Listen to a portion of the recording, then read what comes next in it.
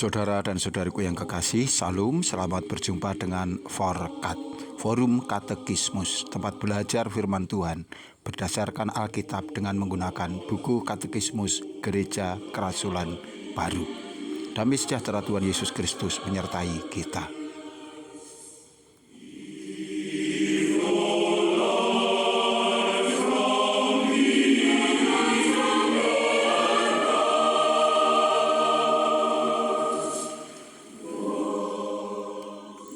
Saudaraku, kita akan memasuki soal jawab yang ke-43, yaitu tentang pasal kepercayaan yang ketiga.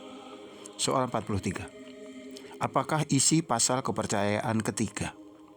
Pasal kepercayaan ketiga mengakui kepercayaan kepada Roh Kudus, yaitu pribadi ketiga kealahan.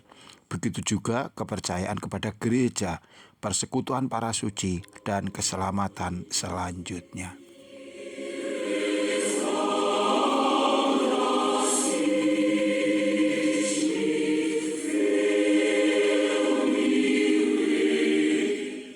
Saudaraku, lebih lengkap pasal kepercayaan yang ketiga berbunyi demikian. Saya percaya kepada Roh Kudus, gereja yang tunggal, yang kudus, yang umum, dan yang rasuli. Persekutuan orang-orang kudus, pengampunan dosa-dosa, kebangkitan orang-orang mati, dan kehidupan yang kekal.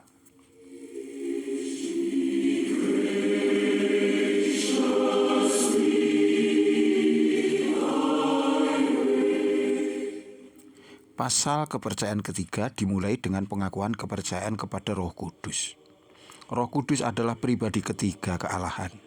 Hakikat ilahi Roh Kudus, kesatuannya dengan Bapa dan Putra, juga diungkapkan di dalam pengakuan iman Nikea Konstantinopel yang berbunyi demikian. Kami percaya kepada Roh Kudus, Tuhan dan pemberi kehidupan yang berasal dari Bapa dan Putra, yang dengan Bapa dan Putra bersama-sama disembah dan dimuliakan, yang dikatakan oleh para nabi. Oleh karena itu, para percayawan mengakui Roh Kudus dan keilahiannya. Salah satu karya Roh Kudus adalah gereja. Gereja bukanlah suatu yang berasal dari atau dibuat oleh manusia, melainkan lebih dari itu adalah lembaga ilahi. Gereja adalah kumpulan orang-orang yang telah dibaptis, yang mengarahkan kehidupan mereka untuk mengikuti Kristus dan mengakui Yesus Kristus sebagai Tuhan mereka. Tujuan gereja Kristus di satu sisi adalah supaya keselamatan dan persekutuan abadi dengan Allah Tritunggal dapat dicapai manusia. Di sisi lain, itu untuk memuliakan dan menyembah Allah. Gereja Yesus Kristus memiliki sisi yang tidak kelihatan dan sisi yang kelihatan. Dalam hal ini, gereja menggambarkan dua kodrat Yesus Kristus, yang adalah manusia yang sejati dan yang sekaligus juga Allah yang sejati. Sisi gereja yang tidak kelihatan tidak dapat dipahami oleh akal manusia, tetapi dapat dicapai melalui kepercayaan dan pengalaman. Sebagai contoh di dalam sakramen-sakramen dan di dalam firman Allah yang dikhotbahkan, yaitu di dalam semua tanda keselamatan dan kedekatan ilahi. Sisi gereja yang kelihatan menunjuk pada manusia sejati Yesus Kristus.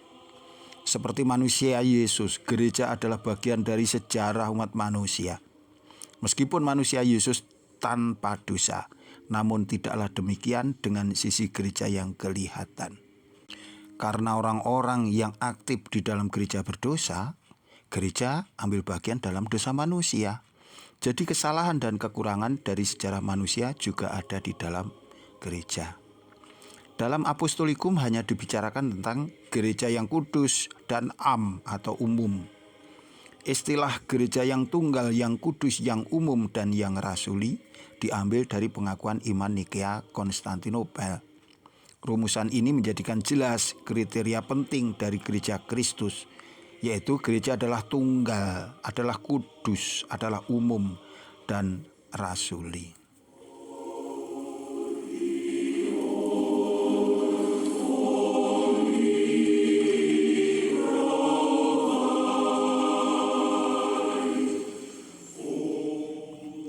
Saudaraku yang dikasihi Tuhan, untuk edisi berikutnya kita masih akan melanjutkan pembahasan dari soal 43 ini, di mana kita akan mempelajari tentang sifat-sifat gereja yang tunggal, yang kudus, yang umum, dan yang rasuli.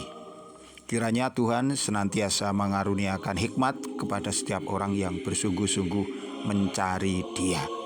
Tuhan memberkati, sampai jumpa. Amin.